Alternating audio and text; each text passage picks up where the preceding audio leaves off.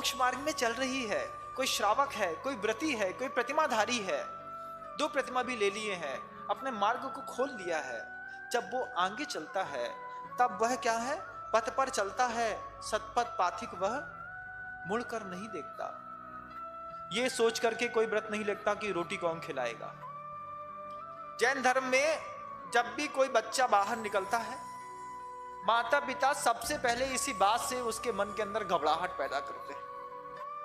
ये मेरा स्वयं का निजी अनुभव है। घर में था जब मैं, तो माँ मुझे इसी बात से डराती थी। किस बात से? अरे तुम महाराज जी बनने जा रहे हो, कोई चौका तक तो लगाता नहीं है, कोई रोटी नहीं खिलाता, कैसो कितना धक्का मारना पड़ता है? ऐसे में कैसे दीक्षा लोगे तुमको तो अच्छे अच्छे खाने की आदत है। हम माँ से एक ही बात कहते थे, हमारे पुण्य में होगा तो मैं भगवान से और माँ से एक ही बात कहता था, तेरी जैसी एक माँ छोड़ूंगा तो मुझे 1000 माँ उठा लेगी। हम उधर भी यही बात कहते थे कि सुनो, तुम्हारे पुत्र का पुण्य इतना है कि जो माँ मुझे देखेगी उसको यही लगेगा कि ये तो मेरा बेटा होना चाहिए था, उसका बेटा कैसे हो गया। और जब ये बात मैं उसको कहता था तो वो बार बार हंसती थी, थोड़ा सा दबे चेहरे से हंसती थी, कहीं इसको मेरी हंसी दिखाई नहीं दे जाए, कहीं ये फूल नहीं जाए। लेकिन वो इस बात को समझती थी, जिस बात से माँ अपने पुत्र या पुत्रियों को आज भी डराते हैं, भैया चौका कौन लगाएगा? तो भैया हमारे पुण्य में होगा तो सब लगाएंगे, और जब नहीं होगा तो फिर देवता आके लगाएंगे। चिंता की बात नहीं है, भरोसा है खूब। तो जब वो बहन भी जब खाना वाना परसती थी, बोले ब्रह्मचारी बनने जा रहे हैं, बड़े महाराज बनने जा रहे हैं। हमने कहा तुम चिंता नहीं करो, तुम्हारी जैसी बहुत सारी बहनें हमारे जीवन में मिलने वाली हैं, एक को छोड़ेंगे कई मिलेंगी। और जब यहाँ पर आकर के मैंने देखा तो पिछले 20 सालों में न कभी भोजन की दिक्कत हुई, ना स्नेह की दिक्कत हुई, ना किसी माँ की, ना किसी बहन की। मोक्ष मार्ग में सब मिलता है बंधु। ऐसा अद्भुत है ये मोक्ष मार्ग। जिसके घर में चले जाओ, जिसके घर में चुपचाप जाके खड़े हो जाओ, उसी की माँ के अंदर से ये भाव होता है, मेरा बच्चा होता तो अपने हाथ से खिला देती, एक मर्यादा है तो हाथ में दे रही हूं, इतना ही बहुत है। प्रेम बहुत अद्भुत वस्तु है, बहुत अद्भुत वस्तु। तो कैसा है कि पथ पर चलता है, सतपथ पाथिक वह मुड़कर नहीं देखता।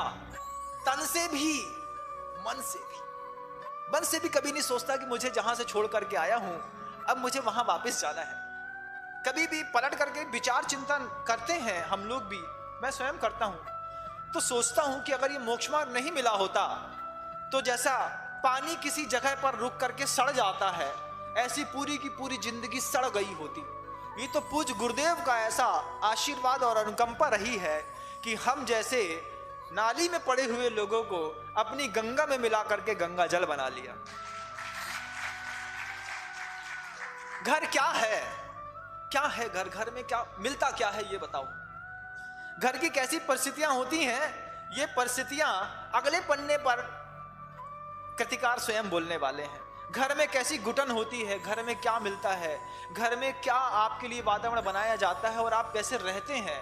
कृतिकार के कुछ शब्दों में बस हम आगे जाएंगे तो आपको समझ में आएगा कि कृतिकार ने उठा करके बड़ा एहसान किया।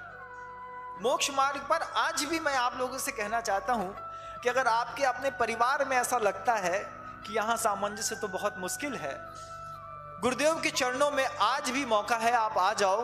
दुनिया में सैकड़ों माँ मिलेंगी, सैकड़ों बहनें मिलेंगी और आपका जीवन निराबाद रूप से गुरुदेव के आशीर्वाद के साथ बहुत अच्छे से फलता रहे। कोई मोक्ष मार्ग इतना सरल है बंधुओं कि 8 वर्ष अंतर मुहूर्त का बच्चा दीक्षा लेकर के केवल ज्ञानी बन जाता है। इतना सरल है मोक्ष मार्ग। कठिन तो मोह का मार्ग है, कैसी कैसी नौटंकियां, कैसा कैसा बहरूपियापन करना पड़ता है। कितने सारे गृहस्थी में कितने सारे रूप धरने पड़ते हैं। गुरुदेव कहते हैं, इस बात को स्वयं कहते हैं कि आदमी पैसा कमाने के चक्कर में कई रूप बदलता है और पैसा भी कई रूप बदलता है। जितने रूप पैसा बदलता है उतने ही रूप आदमी बदलता है, और आदमी पैसा कमाने के चक्कर में रूप बदलते बदलते एक दिन बहरूपिया बन जाता है। हम इतने बड़े बहरूपिया बन गए हैं कि अपने स्वयं के उस स्वरूप को देखने की, जानने की इच्छा तक नहीं है। ये सुंदर शब्द, ये सुंदर व्याख्यान, ये सुंदर अर्थ कभी हमारी दृष्टि का, विचार का कभी विषय भी नहीं बने बंधु। आप सोचिए, जवानी के लिए ये कह रहे हैं गुरुदेव, जिनकी 20 साल की उम्र है उनको ये मूक माटी जरूर सुननी चाहिए।